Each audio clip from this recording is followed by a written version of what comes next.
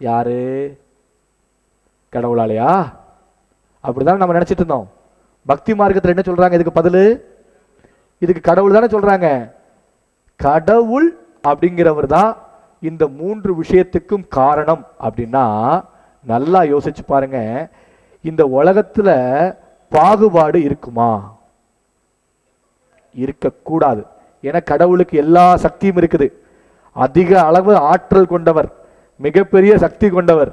எல்லாரையும் பணக்காரன் ஆக்கியிருக்கலாம், எல்லாரையும் செல்வந்தன் ஆக்கியிருக்கலாம், எல்லாரையும் ஒரே நிலையில இந்த உலகத்துல வாழ வச்சிருக்கலாம்.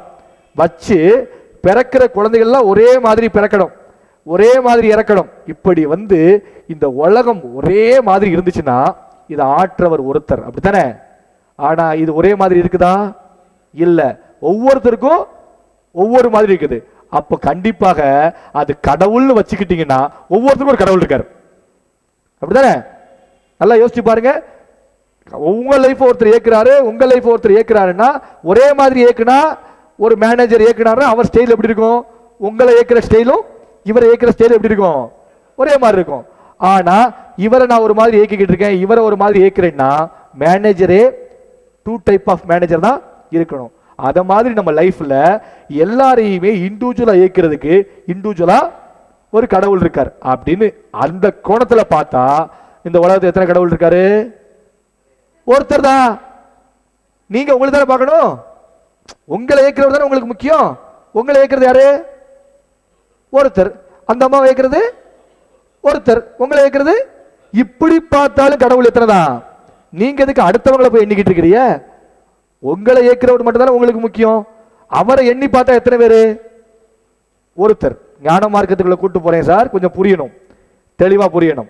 ரெண்டாவது, கடவுள் நல்லவர், அதிக வல்லமை கொண்டவர், அவருக்கு அளவு கடந்த சக்தி இருக்குது அப்படின்னா அவரு நமக்கு பாசிட்டிவான விஷயத்துக்கு மட்டும் தான் என்ன செய்யணும்? சப்போர்ட் பண்ணும்.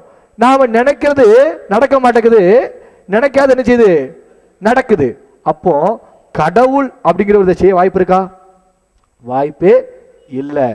அதுதான் ஞானிகள் என்ன சொல்றாங்க, ரிஷிகள் என்ன சொல்றாங்க, சித்தர்கள் என்ன சொல்றாங்கன்னா, கடவுள் உங்க யாரும் என்ன செய்யல, இயக்கல. உங்க பிறப்பையும் யார் நிர்ணயம் பண்ணல? கடவுள் நிர்ணயம் பண்ணல. உங்களுடைய வாழ்க்கை யார் நிர்ணயம் பண்ணல? கடவுள் நிர்ணயம் பண்ணல. உங்களுடைய இறப்பை யார் நிர்ணயம் பண்ணல? கடவுள் நிர்ணயம் பண்ணல. மீண்டும் இந்த பூமியில நீங்க பிறப்பீங்களா அப்படிங்கிற விஷயத்தை யார் நிர்ணயம் பண்ணல? கடவுள் நிர்ணயம் பண்ணல. ஆனா இந்த 4 விஷயத்தையும் நிர்ணயம் பண்றது நீங்க தான். யார்தான்? நீங்க தான். அதுதான் உங்களுடைய கர்மா, அதுதான் உங்களுடைய விதி. உங்களுடைய விதி பயணத்தை நீங்க என்ன செய்ய போறீங்க? அனுபவிக்க போறீங்க. அப்போ உங்க வாழ்க்கையில இன்னைக்கு நீங்க இருக்கிற நிலைக்கு 100% ரெஸ்பான்சிபிலிட்டி யார் தான்? நீங்க தான். கர்மானா யார் கர்மா? பக்கத்தில் உள்ள கர்மா உங்களை பாதிக்கல. யார் கர்மா தான் உங்களை பாதிக்குது? உங்களுடைய இண்டிவிஜுவல் கர்மா, உங்களுடைய சுய கர்மா தான் உங்களை என்ன செய்யுது? ஆட்டி படைக்குது. இப்போ நம்மளை இயக்கக்கூடிய அந்த சக்தி கடவுளா கர்மாவா?